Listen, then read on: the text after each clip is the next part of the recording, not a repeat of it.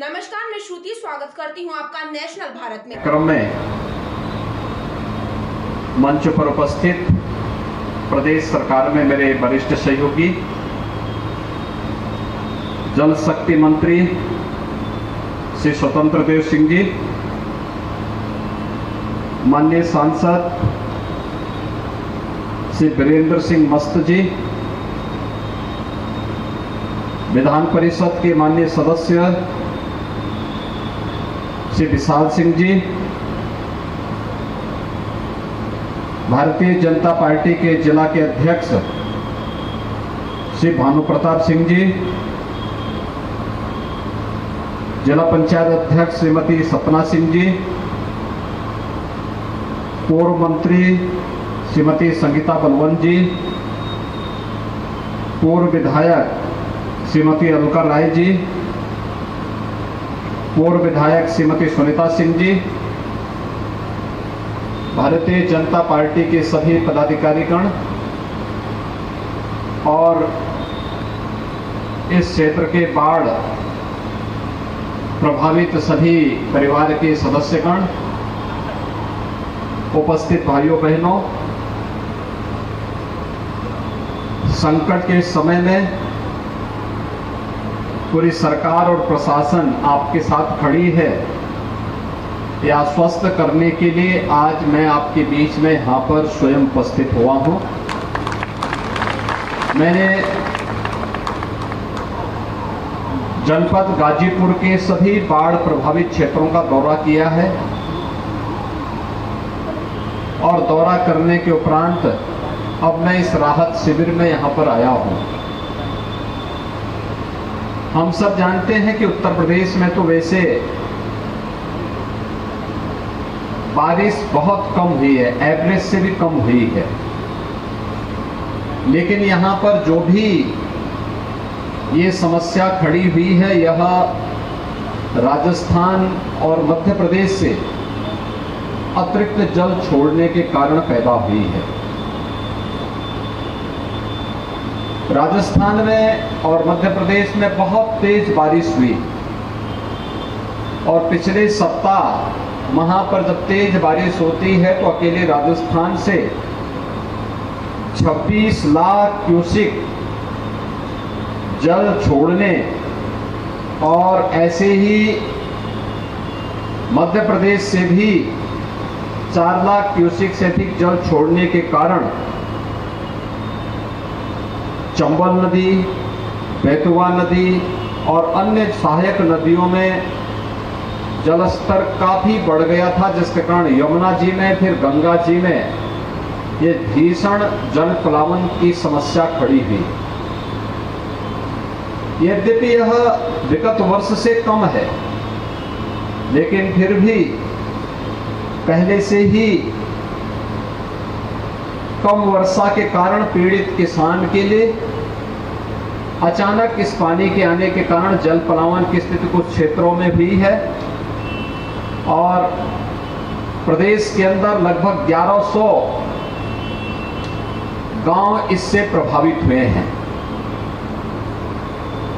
अकेले गाजीपुर जनपद की जब मैं बात करता हूं तो इस जनपद में 33 गांव इससे प्रभावित हुए हैं, जिसमें 7,000 से अधिक परिवार बाढ़ से प्रभावित हैं, जिन्हें अलग अलग राहत कैंपों में या गांवों में उनके घरों तक ही राशन पहुंचा करके,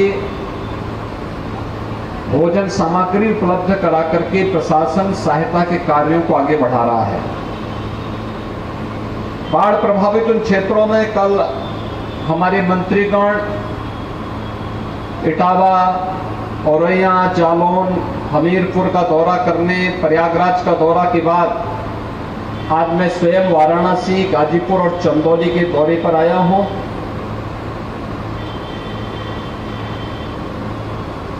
हम सब ने जो व्यवस्था की है, खासतौर पर एक तो प्रभावित क्षेत्रों में पर्याप्त मात्रा में नौकाओं की व्यवस्था की है और अकेले जनपद गाजीपुर में 288 नौकाओं की व्यवस्था जिला प्रशासन ने की है। एसडीआरएफ और पीएससी की फ्लड यूनिट को भी यहां पे लगाया गया है। 31 गोताखोर और 178 आपदा मित्र भी बाढ़ प्रभावित क्षेत्रों में जनता जनार्दन की सेवा के लिए तैनात किए गए हैं। 5000 से अधिक पशुधन भी इससे प्रभावित हुआ है। उन्हें विभिन्न राहत शिविरों में भूसा आदि देने की कार्रवाई हो रही है। इसके अलावा इन सभी क्षेत्रों में एंटी स्नेक वेनम और एंटी रेबीज के वैक्सीन भी पर्याप्त मात्रा में जनपदों में उपलब्ध करवाए गए हैं। सभी बाढ़ प्रभावित परिवारों को ये 15 तेल है, नमक है, मसाले हैं, मोमबत्ती है, देसलाई है, आलू है और लाई चना भी है।